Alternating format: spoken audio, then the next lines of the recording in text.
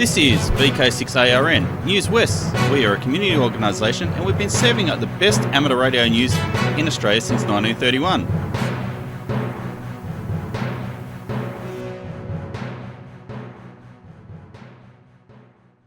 Hi there, I'm Clinton, VK6FCRC, and welcome to Newswest for the 8th of June 2025. Now on with the news. Foundations of Amateur Radio. The other day, a report in Amateur Radio Daily caught my eye. Under the heading IARU Considers Consolidation, I read that the International Amateur Radio Union, celebrating 100 years of representing our hobby, is considering significant change. Links in the report reveal a PDF document titled IARU Consultation on Proposed Restructuring March 2025. The document, dated 21 March, outlines the structure of the IARU, 4 organisations, 1 for each ITU region, and 1 global organisation, the International Secretariat. It provides some insights on how the funding arrangements between these organisations exist, and goes on to talk about how the IARU operates, including incorporation or not, currencies, committees, priorities, and other background and historic information. All excellent stuff that should be public knowledge. But having spent the better part of a year reading IARU documents, this one brought several new eye-opening things to the table. The document attributes no authors, but is at least spell-checked in US English, and appears to be part of a discussion started long before I became an amateur. In 2005, the IARU started the IARU 2025 Committee to look into the future of the organisation. It concluded its work in 2012. In 2020, a new committee was started, the Future Committee, consisting of representation from each of the regions. The introductory wording is curious and includes these words, quote, "We can no longer afford not to move the process forward," end quote, at least implying that this document is a foregone conclusion. Searching for the document on the IARU sites will give you no results. Searching for Future Committee gives you 2 results, neither actually having the words Future Committee. The only reference which makes any sense in either of those 2 results, and only after the fact, is a paragraph published on 12 October 2020 that refers to the Administrative Council, or AC, and states, quote, "The AC received and discussed an in-depth report from its working group on the future of IARU and agreed to steps for evolving towards a more flexible organisation and strengthened relationships with all stakeholders in the global amateur radio community and telecommunications ecosystem." End quote. For a process that started 20 years ago, this is the first I've heard of it. Curious, wouldn't you say, in an organisation that claims to represent both you and I? It's almost like the IARU wants to keep this whole thing a secret. There's more. The thrust of the document is to explore the notion of simplifying the operation of the IARU by consolidating the 4 organisations into one incorporated body based in Switzerland, where the IARU Region 1 organisation is currently incorporated. It goes on to discuss how this is great for the hobby, how it will save on resources, and how it will allow the mostly volunteer-run organisation to operate more democratically. It outlines the process for adoption, including a 60-day consultation period for the 167 member societies, as in peak bodies in your country. I'll save you the suspense. The consultation period ended before I saw the document. There's a 30-day detailed draft proposal phase and a final proposal and voting stage, neither of which are on any specific timeline that I could find. You might well say, "Oh no, you're not a member society, it's none of your business." That's true. Here's the thing. Let me quote from Section 5 on page 11. Quote, "In many cases, the IARU member society does not represent the majority of the national amateur community." End quote. So, not to belabor the point, the IARU, who is proud to represent amateur radio on the international stage, writes in its own documentation that the organisation doesn't represent the majority of amateurs while claiming its intention to make the organisation more flexible and democratic. Gotta say, feeling all warm and fuzzy. In Section 6, the document goes into great detail about finance. I'm kidding. It has one subsection about money, Section 613, less than 10% of the document. No less explosive for its brevity. It states that each region contributes to the overall IARU budget, but that this contribution remains insufficient to cover the many critical representation efforts required. It goes on to say that, quote, historically the ARRL has played a key role in bridging this financial gap, end quote. For its contribution, the ARRL currently nominates the President and Vice President, which the member societies get to vote on. I wonder what happens if they don't vote for the nominated candidate. What happens when the ARRL is no longer first among equals? Will it continue to fund the IARU? While pointing out that all direct representation of the IARU at the ITU are made by volunteers, as well as, quote, nearly all, end quote, all other activities, I wonder which activities are paid, and how much. There's also discussion about a not ideal compromise, namely that we'll have to be virtual attendees to save money. Really? In 2025, after a century of representing amateur radio, we're still attending meetings in person? Has nobody at the IARU heard of this new technology, you know, the one it claims to promote, radio, or the more modern version, teleconference? You'd think that a bunch of volunteer radio amateurs would jump at the chance to debate things over radio. Moving on. The finance section includes an interesting statement, quote, many regions have accumulated cash reserves, quote, and, quote, where these reserves are substantial and have resulted from a specific region's activities, they may need to be held in trust and designated exclusively for initiatives related to that former region, end quote. Let's unpack this. There's 3 regions. Many regions means more than one, but not all, so 2. In other words, one region has no money. Which one?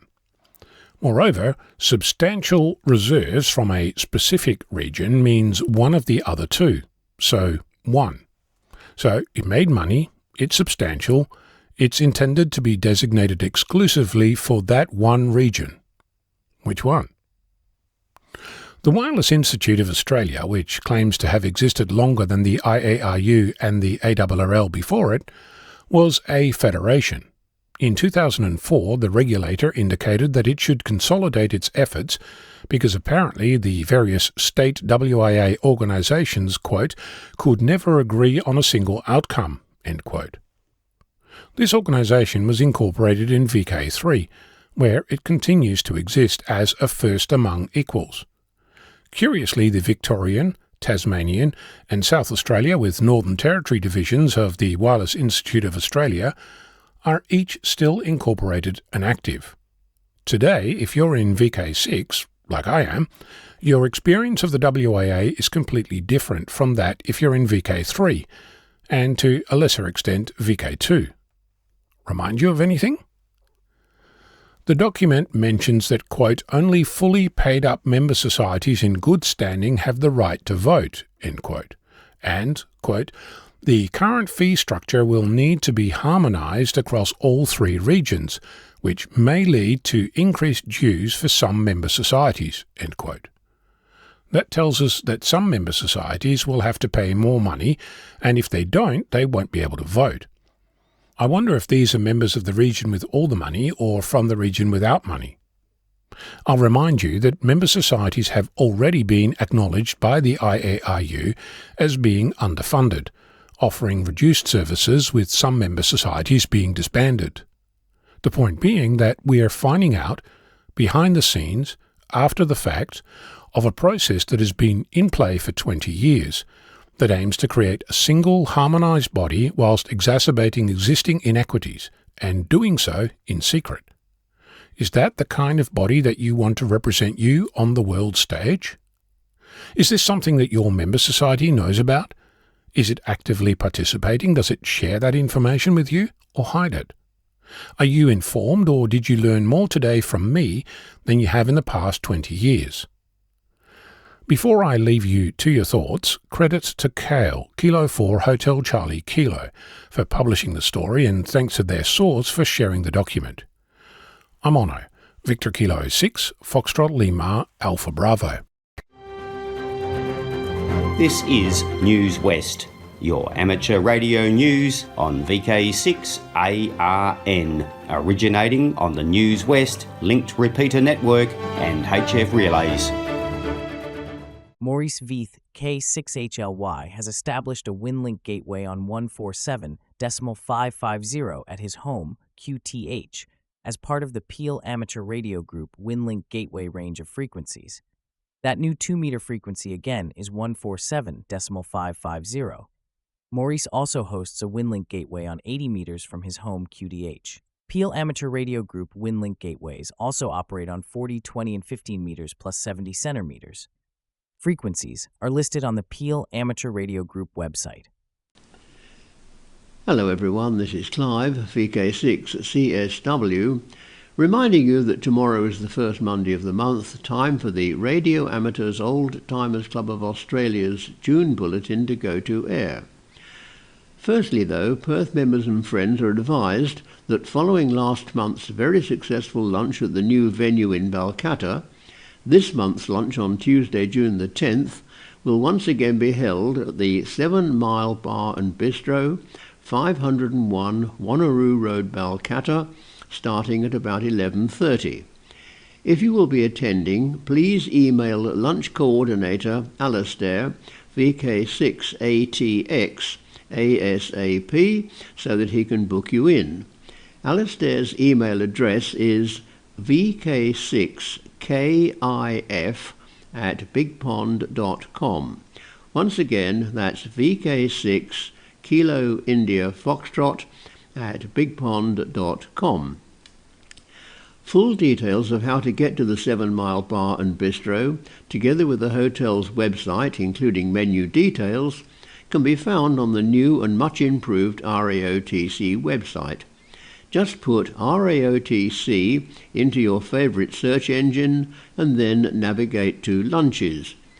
Be sure to check the RAOTC Club website for booking and travel information. This month, as well as the latest club news, we have an article entitled Why CDs Failed the Test of Time, read by John VK3MK. This will be followed by a timely reminder regarding a subject that seems to have fallen into disuse these days, that is, on-air etiquette, read by Ron VK3AFW. Everyone, RAOTC members and non-members alike, is most welcome to listen to the programme and join in the callbacks afterwards. Now some local broadcast details. Tomorrow, Chris VK6JI will transmit the bulletin on 80 metres on 3620 kHz starting at 8 a.m.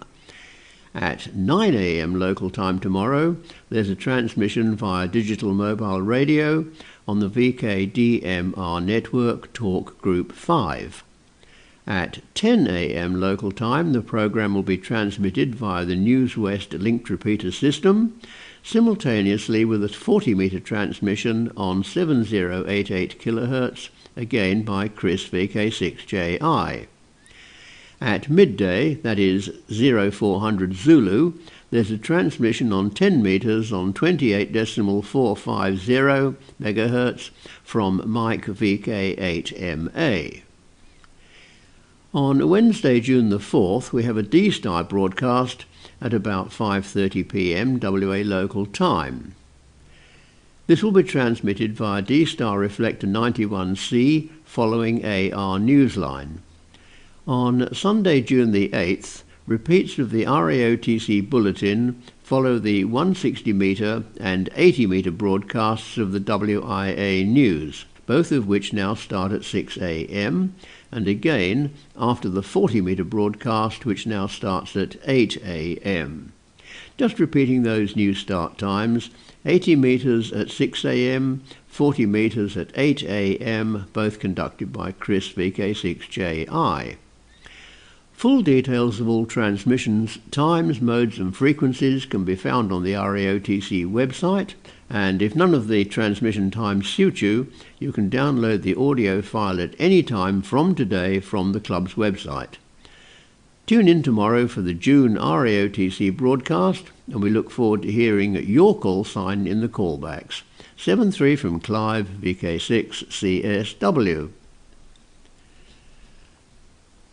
The Peel Amateur Radio Group annual general meeting will be held on Tuesday, June 17th at 7 p.m. or 1900 hours at the Mandurah State Emergency Service Headquarters, Education Drive, next to Bunnings Mandurah and opposite TAFE.